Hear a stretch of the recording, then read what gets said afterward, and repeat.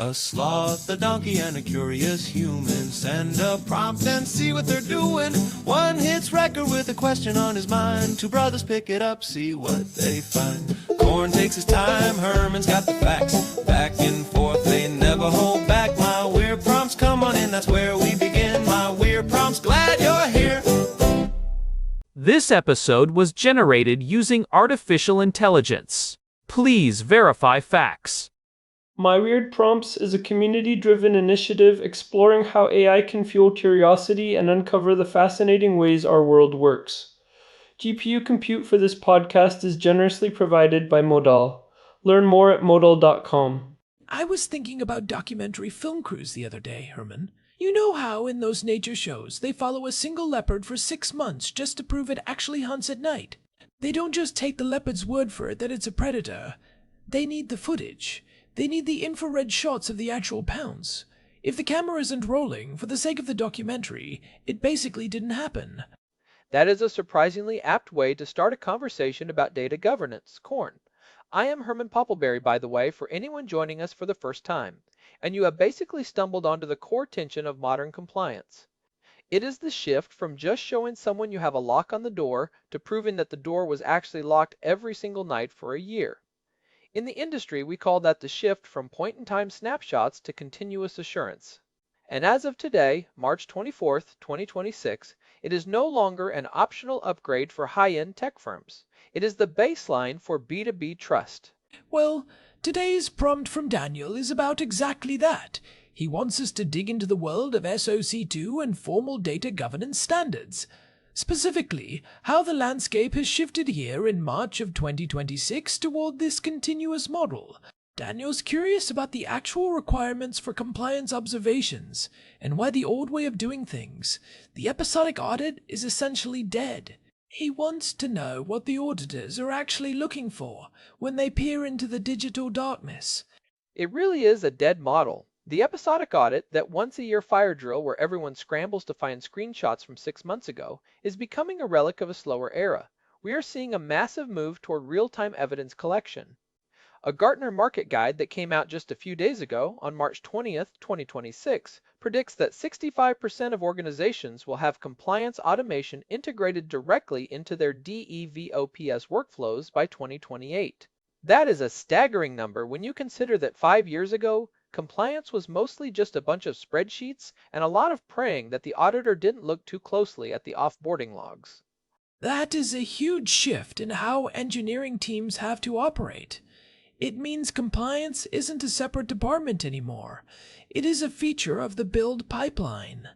It is like having a tiny digital auditor sitting on the shoulder of every developer, watching every pull request.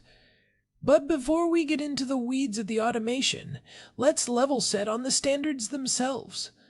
Most people hear SOC2 and their eyes glaze over. Break down the difference between a Type 1 and a Type 2, because that seems to be where the documentary analogy really lives. The distinction is vital for understanding why this is getting so much harder. An SOC2 Type 1 is basically a snapshot. It is an audit of the design of your controls at a specific point in time. You show the auditor your policy, you show them the technical configuration of your cloud environment on that Tuesday morning, and they say, yes, this design meets the criteria. It is like showing a blueprint of a secure building. You are saying, look, we have a door, and here is the lock we bought for it. But a Type 2 is the actual security footage of people walking through the lobby for months on end. A Type 2 looks at the operational effectiveness of those controls over a period, usually 3 to 12 months. The auditor isn't just asking if you have a password policy, they are looking for evidence that every single person who was hired during that 12-month window actually had a background check and a unique, complex password enforced from day one. If you have a gap for even a week, that is an exception in the report. In 2026, the SOC2 Type 2 has become the non-negotiable standard for any vendor moving data. If you don't have one, you aren't even getting through the initial security review for a major contract. And that is why Daniel mentioned this idea of compliance observations. In an audit, an observation isn't just a casual look around, it is a formal test. The auditor needs evidence artifacts. They ask for a population list, which might be a list of every single code change made in the last 6 months.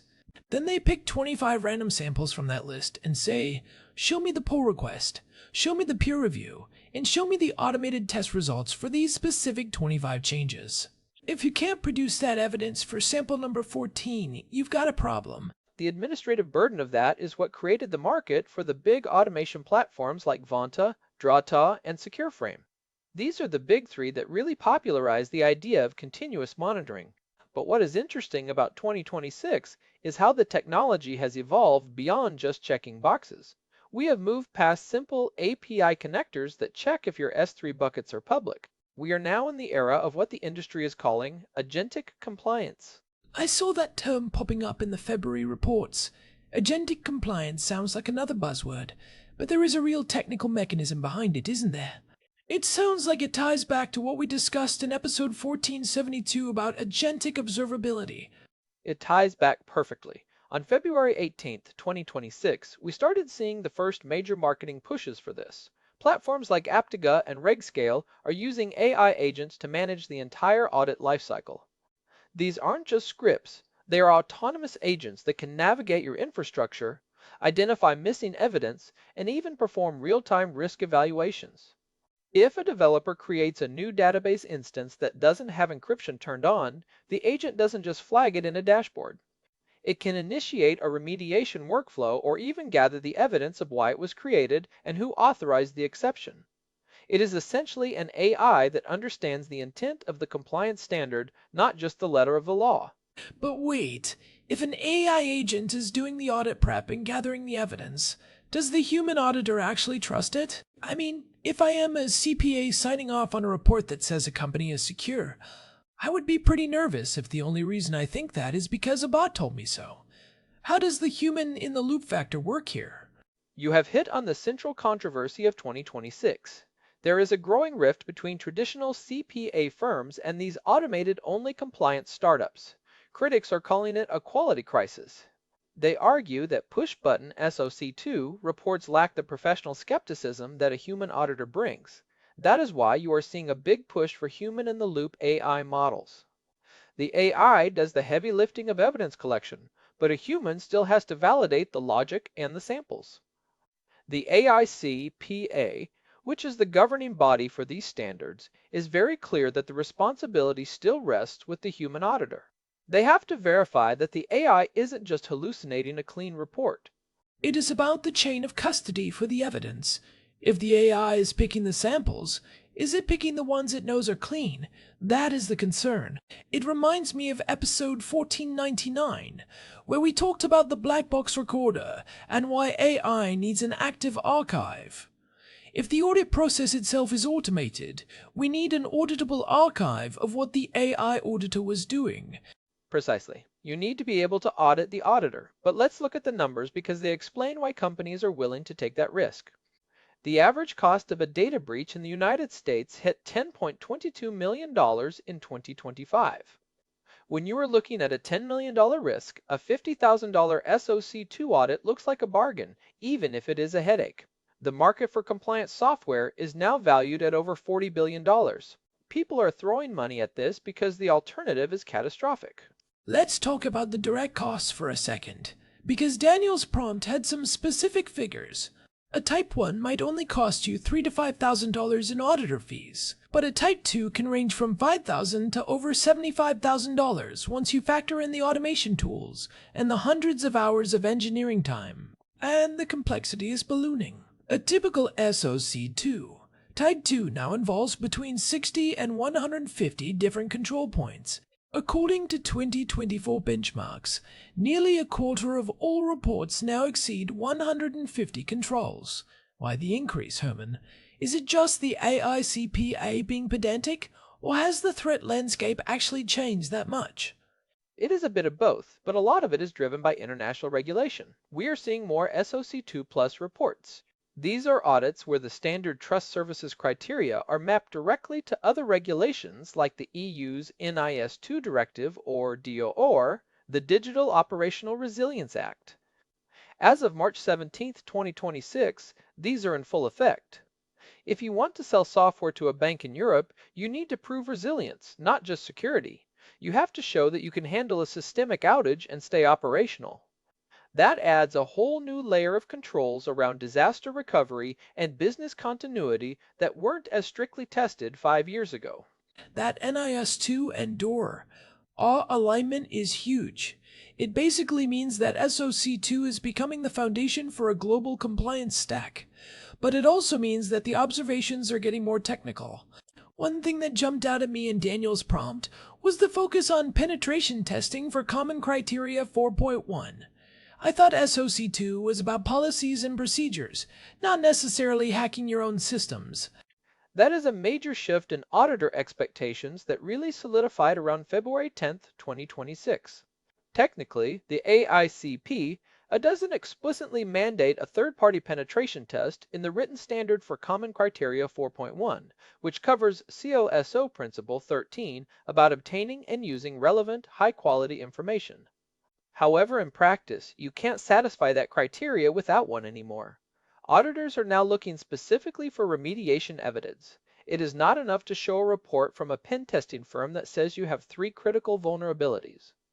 You have to show the evidence that those specific vulnerabilities were fixed, retested, and closed within the audit window. That seems like a nightmare for a fast-moving startup. You find a bug in February, you fix it in March, but if you don't have the log of the retest, the auditor marks it as a failure for the whole year? Potentially. And this is where the documentary analogy gets painful. If you are doing continuous assurance, the auditor has access to your systems throughout the year. They aren't just showing up in December. They are seeing the vulnerabilities pop up in real time. This is why Continuous Controls Monitoring, or CCM, is the goal for 2026. You want a system that is constantly pinging your APIs to verify MFA enforcement, checking your cloud configurations, and performing quarterly access reviews automatically. RegScale is one of the companies Gartner highlighted for this. They want to move the audit from a document to a data stream. I want to go back to the human element for a second. We talked about this idea of the quality crisis. If I am a buyer and a vendor hands me an SOC2 report that was generated by one of the big 3 automation platforms, how do I know if it is actually any good? Are there red flags I should be looking for in the report itself? Because I imagine some of these reports are just being rubber stamped. You should look at the description of the test performed by the auditor. If every test says, observe that the system shows the control is active, that is a red flag. That means the auditor just looked at the dashboard of the automation tool. You want to see evidence of independent testing. Did the auditor actually look at the code? Did they verify the population list themselves, or did they just accept the list the software gave them? We need to see that professional skepticism. If the report doesn't mention any exceptions or any remediation, and the company is a 1,000-person engineering org, I would be suspicious. Nobody is that perfect.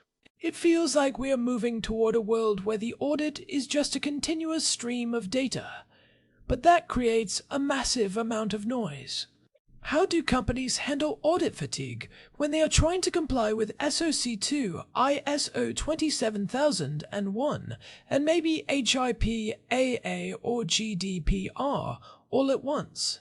It feels like the engineering team would spend half their time just feeding the beast.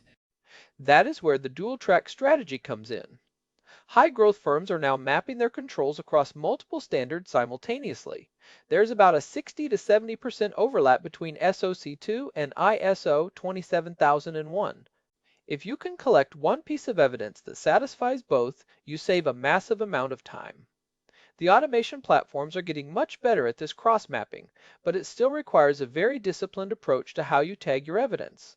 You have to think of your evidence as a library that can be queried by different auditors for different purposes. Let's talk about some specific technical observations. Daniel mentioned population lists and sample evidence. For a listener who is an engineer, what does that actually look like in practice? Give me a concrete example of a control and the evidence an auditor would expect to see in 2026. Let's take the least privilege access control. The requirement is that users only have access to the data and systems necessary for their job. In a Type 2 audit, the auditor will ask for a list of every person who had access to your production database during the audit period. That is your population. They will then pick 25 people from that list. That is the standard sample size for many tests. and say, show me the ticket where this access was requested, show me the approval from their manager, and show me the record of the quarterly access review where their permission was revalidated. And if one of those 25 people was a developer who left the company in June, but their access wasn't revoked until July, That is a finding. If it happens once, it might just be a note in the report. If it happens 5 times, the auditor might conclude that your control over offboarding is not operationally effective. And in 2026, they are looking for API logs to prove this. They aren't just looking at a spreadsheet you made. They want to see the logs from Okta or Azure AD that show the timestamp of the account deactivation versus the timestamp of the termination in your HR system. They are looking for the delta between those two timestamps. If it's more than 24 hours, you'd better have a good reason. this is where it connects back to agentic observability. If you have agents monitoring your logs for performance and security, those same agents should be feeding your compliance engine. It is the same data, just viewed through a different lens. One lens is looking for a crash, the other is looking for a policy violation. It is exactly the same data. Compliance is essentially just security with a better filing system. But the shift toward real-time means the filing system has to be automated. This is why names like Daniel Betts and George Spafford at Gartner are pushing this idea of DEVOPS, continuous compliance. You can't have a 2-week sprint cycle and a 1-year audit cycle. They are fundamentally incompatible. The audit has to move at the speed of the code. If you are deploying 50 times a day, you need 50 mini audits a day. It sounds like the role of the compliance officer is changing from a policy writer to a systems architect. You aren't writing a document that says we use MFA. You are building a system that prevents anyone from logging in without it, and automatically generates a cryptographically signed log of that event for the auditor. That is the ideal state. But we are also seeing some pushback. There is a concern that we are over-automating the easy stuff and ignoring the hard stuff. It is easy to automate a check for an encrypted disk. It is very hard to automate a check for whether a company's culture actually prioritizes security or if people are just finding workarounds for the automated blocks. A human auditor can walk into an office or join a Slack channel and sense the culture. An AI agent can't do that yet. It can't tell if the developers are complaining about security controls and finding ways to bypass them. I don't know, Herman. Some of the Slack channels I have seen, and I might be the only thing that can make sense of the culture. But I take your point. There is a qualitative aspect to governance that a checklist doesn't capture. It's the difference between having a rule and having a value. There really is. And that is why the documentary analogy is so good. You can have all the right equipment, but if the film crew doesn't know where to point the camera, they are going to miss the actual story. In a data governance context, the story is how data flows through your organization and who is actually responsible for it. The observations are just the scenes we capture to tell that story. So, for the folks listening who are staring down an audit in the next 6 months, what are the practical takeaways? Because this sounds like it could be a full-time job for an entire team if you don't have the right strategy. First, you have to implement continuous controls monitoring as early as possible. Do not wait for the audit window to start. If you use a platform like Vanta or Drata, get it connected to your systems now so you can see your gaps in real time. It is much easier to fix a configuration error today than it is to explain to an auditor in 6 months why it was broken for 3 weeks. You want to be in a state of perpetual readiness. And what about the evidence itself? Any tips on making that less painful for the engineers who actually have to produce it? Prioritize remediation evidence. This is the biggest trap companies fall into. They run a vulnerability scan. They see the bugs, they fix them, but they don't document the fix in a way that an auditor can verify. Every time you close a security-related ticket, there should be a link to the commit and a screenshot or a log of the retest. If you don't have that link, the evidence doesn't exist in the eyes of the auditor. You need to close the loop. It is the leopard hunting in the dark. If the camera wasn't rolling, it didn't happen. That is it. And finally, if you are planning to expand internationally, look at that dual-track strategy. Mapping your SOC2 controls to ISO 27001 or NIS2 early on will save you hundreds of hours of redundant work later. Compliance is a competitive advantage in 2026. If you can prove you are secure faster and more reliably than your competitors, you win the contract. It's no longer just a hurdle, it's a sales tool. It is a bit of a paradox, isn't it? We spent years trying to make software development faster and more agile, and now we are adding this massive layer of observation and evidence collection. But I guess that is the price of moving $10 million worth of data around. We need the speed, but we also need the accountability. It is. The stakes are just too high for the pinky promise era of security to continue. We need the documentary footage. We need to know that the doors are actually being locked, and we need to know it every single day, not just on the day the auditor shows up. What I find interesting is where this goes next. If the AI agents get good enough, do we even need the SOC2 report? Could we just give our customers a real-time transparency dashboard where they can see our compliance posture in any given second? Like a public health inspection grade that updates every minute. That is the dream for a lot of CISOs, but I think the legal and insurance industries will stay the hand on that for a while. They want a signed report from a person they can sue if things go wrong. A dashboard doesn't have professional liability insurance, but we are definitely moving toward a world where the audit prep is invisible because it is just part of the infrastructure. Compliance as code is the final destination. Well, this has been a deep dive, Herman. I think I have a much better handle on why Daniel was asking about these observations. It is not just about the rules, it is about the proof. It's about building a system that is inherently auditable. It is, and as the technology gets more complex, the proof has to get more sophisticated. It is a fascinating intersection of law, technology, and trust. We are building the digital equivalent of a high-security vault, and the SOC2 report is the certificate that says the vault actually works. It really is. We should probably wrap it up there before we start talking about the history of the AICPA, which I know you have a 5-volume set on somewhere. Only 5 volumes? Corn. Let's not exaggerate. It's a light weekend read. Thanks as always to our producer Hilbert Flumingtop for keeping the gears turning behind the scenes. And a big thanks to Modal for providing the GPU credits that power the generation of this show. If you found this useful, we would love it if you could leave us a review on whatever podcast app you are using. It really does help other people find the show and join the conversation about these weird prompts. This has been My Weird Prompts. You can find us at myweirdprompts.com for the full archive and all the ways to subscribe. We'll see you in the next one.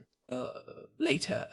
This episode was generated using Gemini Flash 3. Text-to-speech engine was Chatterbox. Thanks for listening to our show, My Weird Prompts, where our thoughts go from slow, slow